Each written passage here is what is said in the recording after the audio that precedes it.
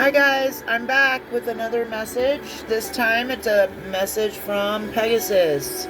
Pegasus and the Great Mountain. Um, so gold, yellow, solar plexus chakra. Uh, that's what this depiction in the card makes me think of. Okay.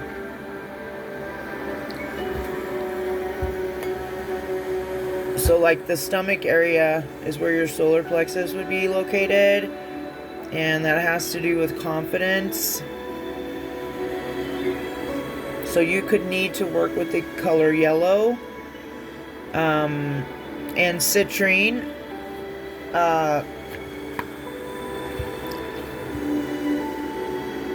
That's a citrine tower. Yeah, I felt guided to address that for some reason. So somebody might be needing to work with the color yellow, work with citrine, with the solar plexus chakra. I'll post a solar plexus chakra affirmation and frequency for that chakra to go with this reading. Okay, it's number 23. That breaks down to a 5. I just did the water sign reading before this, so 555 was the angel number in it. But 23 can be significant, or 5. There are times one must claim a sanctuary, a sacred place within which to reconnect to the values of the soul, reorganize priorities, and clear out what is no longer necessary to the heart, to be able to receive the gifts of the light, such as blessings that wish to enter your world. One needs to have a capacity to receive. Otherwise, it is like trying to eat a feast without a mouth. Create some spaciousness within. Step away from concerns that trouble you and enter the peaceful inner place where you can connect with the universal divine light within. In that space, all that is needed shall be given. Comfort, grace, clarity, healing, insight, and more. Sometimes hard work is necessary for healing. Yeah, I see where this is going. It's, aligning with what I've been channeling for weeks now. Letting go of the past, because we trade our old life for our new life. We can't have new things come in without making space for them. And that means in our hearts, minds, and our environments, our three-dimensional world. You have to clear, this could be a good time for you to throw some stuff away and declutter your home, or declutter your heart. And it's not gonna feel good, okay? Because I feel like a lot of us start to use crutches on this journey. When we're in our old selves, I should say. When we're in our lower selves, in those lower frequencies, a lot of us, I've seen it so many times, okay? And I'm just talking about people in life that I've encountered on my journey through life, not necessarily just my healing journey, but I can say this for a lot of people that I've known throughout my life, that I've encountered in uncomfortable spaces, and it just whatever walk of life it came from. But those of us who have a lot of unhealed trauma, and it doesn't have to be a specific kind, it stems from what a veteran of war would suffer from, to a mom with postpartum depression, like, to a homeless person on the street, their story as to why they're homeless. You know, I've heard some stories that if they wouldn't melt your heart, then you don't have one. Okay, but that's where, and this is what I'm talking about, collapse, that rock bottom that we all have hit somewhere, some way along the journey. All of our stories are different, but I feel like what causes addiction and leads to addiction and alcoholism, any addiction of any kind, any mental health issue, like, this stuff comes from trauma. And then some of us don't know how to deal with that trauma, right? So we turn to what? I'm not saying we are making the best choice. I'm just saying we turn to something that helps us feel better, so that we can still exist in the world, so that we can still get up every day and go to work and take care of our kids and our families and our, our careers, whatever it is that is your focus in life. Like, that is essentially what happens. This, I hope some people, what I would love to do is try to help families of addicts and alcoholics and so on and so forth, try to understand their family member a little bit better. So I'm gonna set the intention that, yeah, it's gonna be, lots of people are gonna see this, people that need to see it. Okay, so now I'm not saying that everyone in life does this. No, everyone doesn't do this. Okay? But some of us will crumble, under pressure and choose toxic behaviors to help us get through pain and troubling times in our lives, to help us mask pain that we don't want to feel and deal with, a person we don't want to grieve, a relationship we don't want to grieve and end and go through the ending and all that. Like, these are crutches, essentially. But I feel like there's,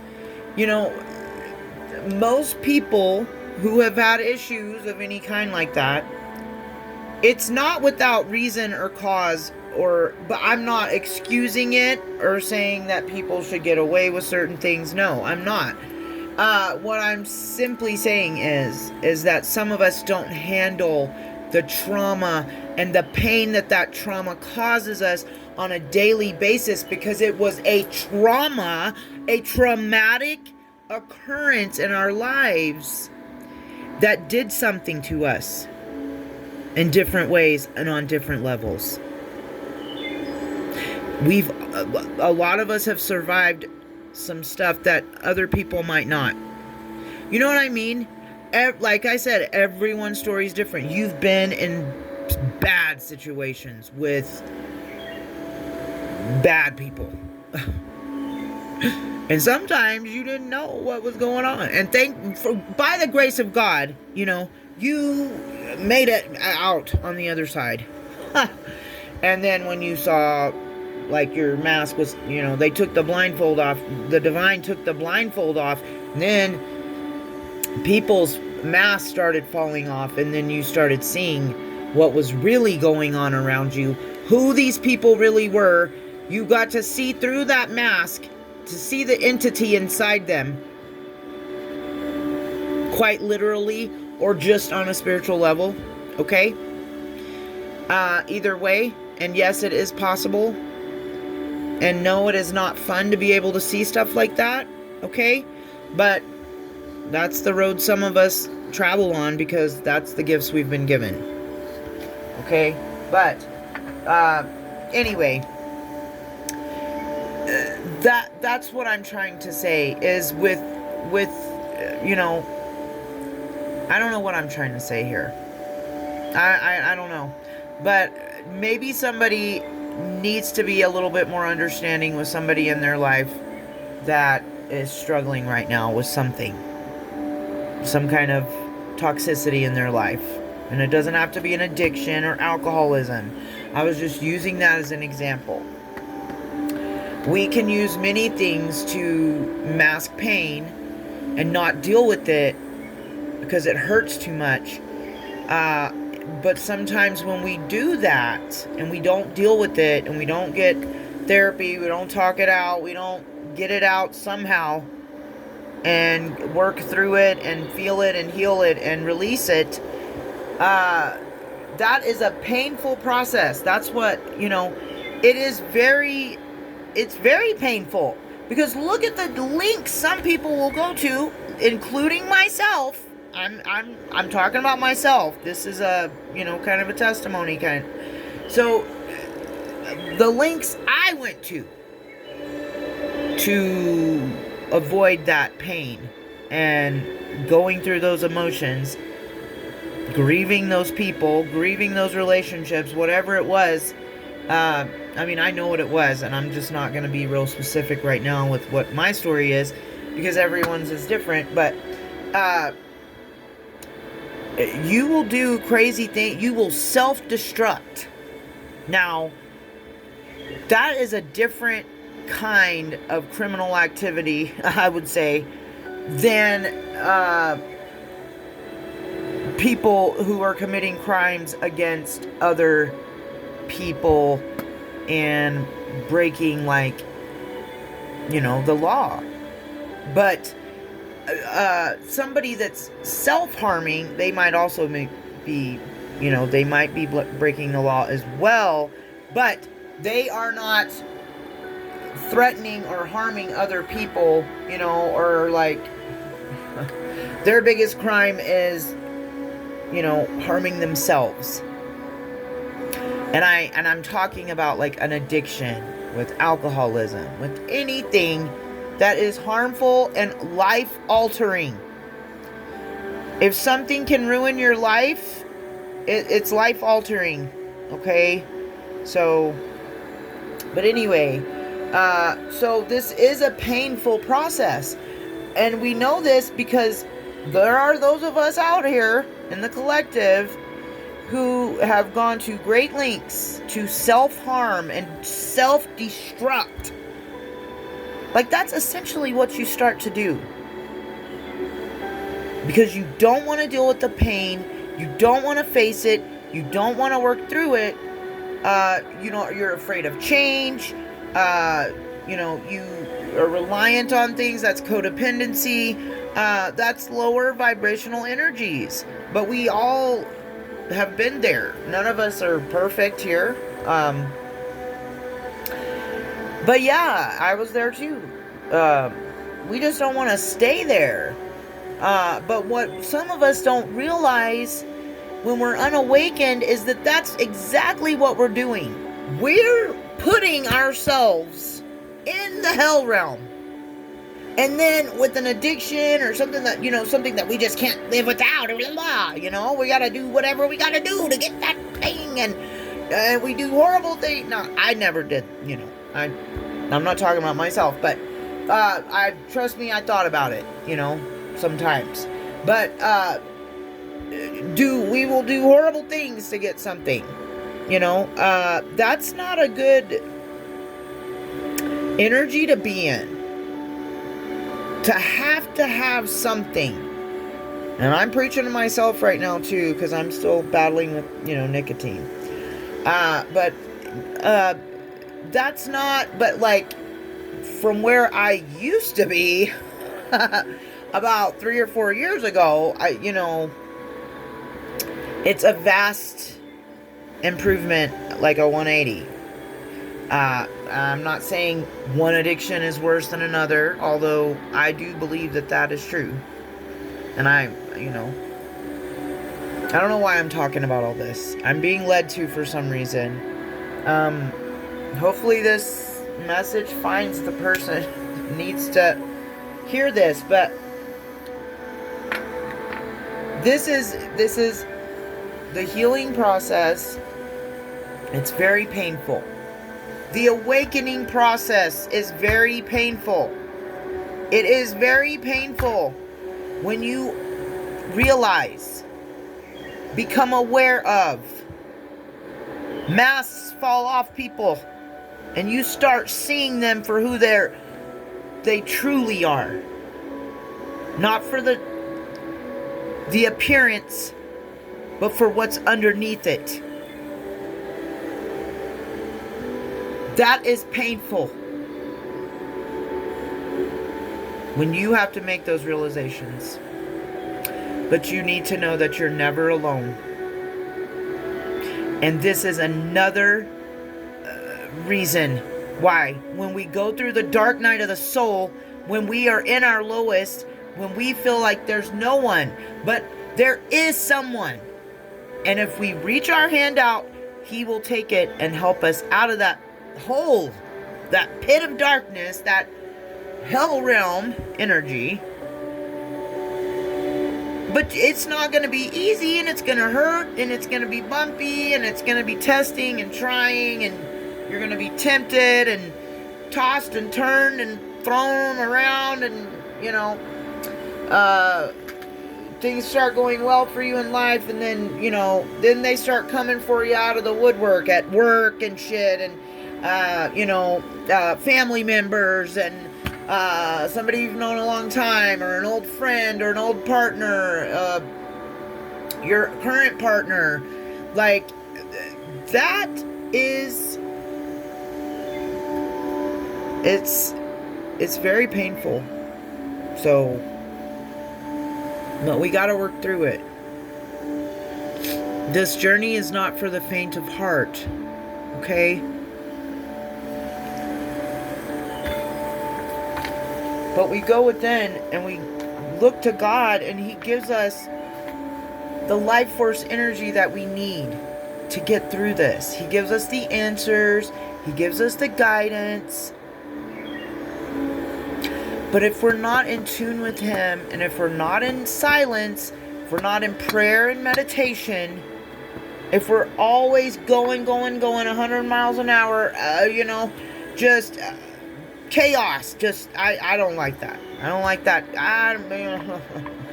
That's how the Matrix feels to me, and when I say the Matrix, I mean, society, the way everyone thinks it's supposed to be going, and the way it is going, and it's so chaotic to me. That's how it feels. Like, this is chaos. I really don't like driving, but I have to, But I woke up to the fact that, I've always driven, and I've always known I've been driving metal vehicles, and I've always known that we travel at legally speeds up to 70 or 75, whatever. I've known all of that, okay, all my life. I got my permit when I was 15, and I'm 47. But up until about a year or two ago, until some things happened to me, and then I became very aware. Like, I got this vision, and it's funny, but it's not, like, in my third eye of, what is his name from the X-Men? Magneto. That's the vision. That's the what God or the divine was showing me. Like, and so I started looking at traveling on the road in vehicles, moving vehicles, as very dangerous. Like, super dangerous. Like, and we do it every day like it's no big deal. And to me, that's concerning. We are in, just think about Magneto and his powers and what he can do. We are in large pieces of metal, traveling at high speeds. with nothing but an airbag, a bag full of air, and a seatbelt, a strap, to keep us safe. I mean, essentially. Unless you've got a really good vehicle and it's so, like, rough, like, and heavy, and it's metal, like, it's taking care of you and protecting you.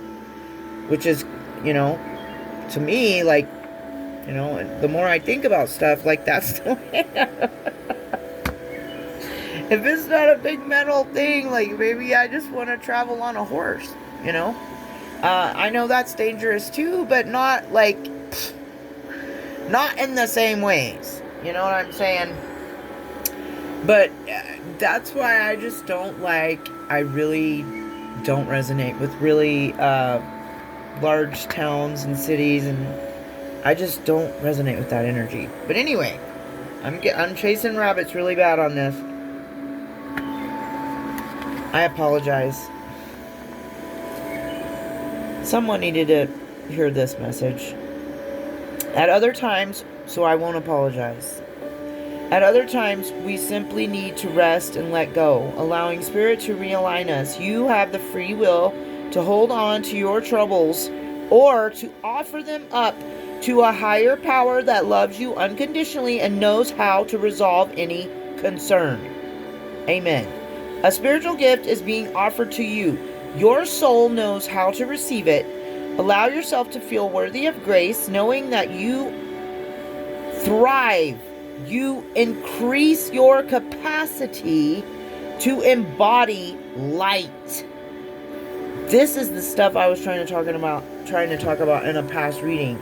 I was trying to describe, like, why we are called to detoxify our bodies, minds, souls, and spirits, and hearts, and lives, you know, but mainly, like, ascension symptoms is what I was talking about, and detox in the body, mainly, with the diet, your diet, and the products you use on your body. And it's because this is the light body. You have to embody more light. The more you rise and ascend, the brighter you're getting. And the lighter your body must be. Lighter, healthier, more in tune. Whatever, you know, all those good things. A light body, bringing your spiritual benefit, thus bringing spiritual benefit to all beings. All beings. You're not just... See, that's why our paths, guys, are so important. If you feel called, answer the call. You don't have to know what you're going to be doing. God will tell you when you need to know, and when it's time to get there, and when it's time to do this and that and the other. But you got to listen. You can't be plugged into another person, or, like, I'm not saying you can't be in a partnership. I'm saying you've got to be plugged into God. No, nothing else. No one else.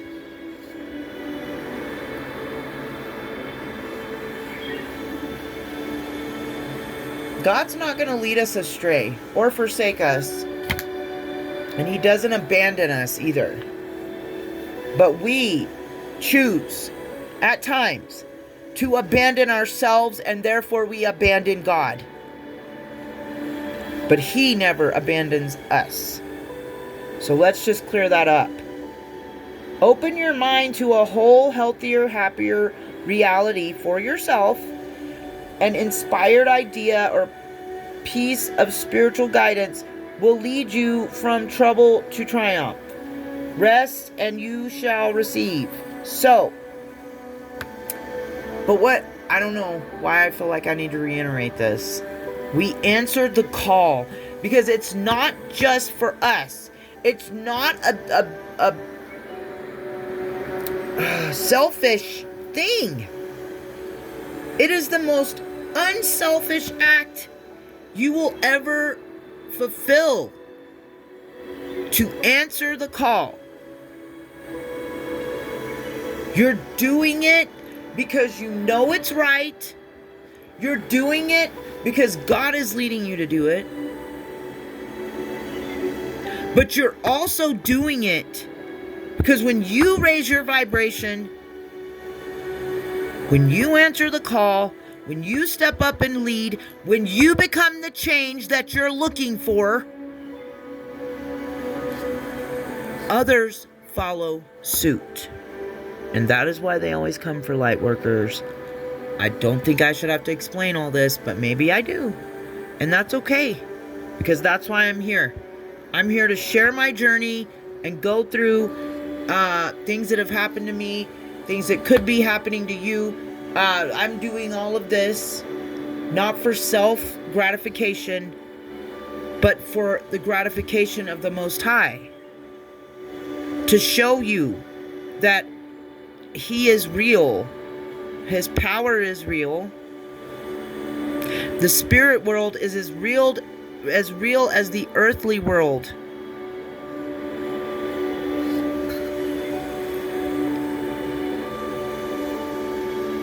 But you can't always exist in the lower self, in the earthly realm frequency.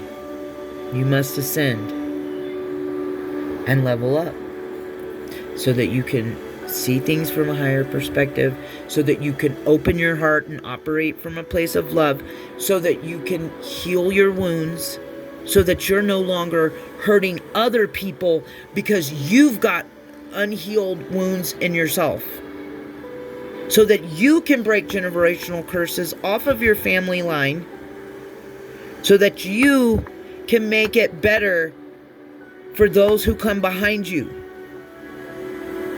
That is a selfless act of love, and that is what we are called to do in some way.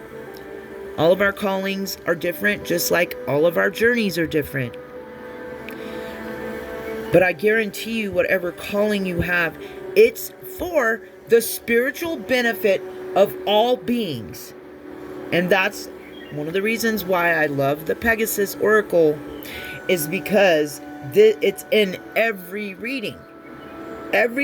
For the spiritual benefit of all beings.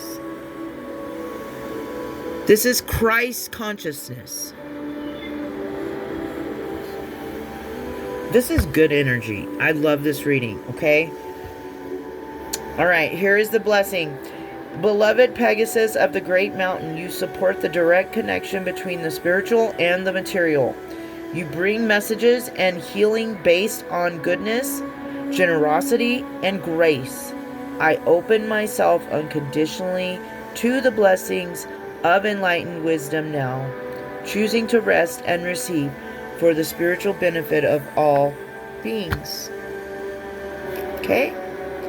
I love you guys. Listen to your intuition. Answer the call. Listen to God's voice. Make sure you know what God's voice is, too. Like, make sure you're not listening to your ego, is what I would call it. Because, the depiction of the, guy with an angel on one shoulder and a demon on the other. That kind of thing. And it's not, and I'm not saying that everyone's walking around with that, a demon on them or in them. No, we're not going to say that. We're not going to talk like that.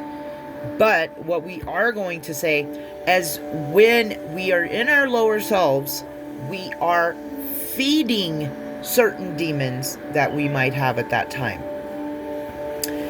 So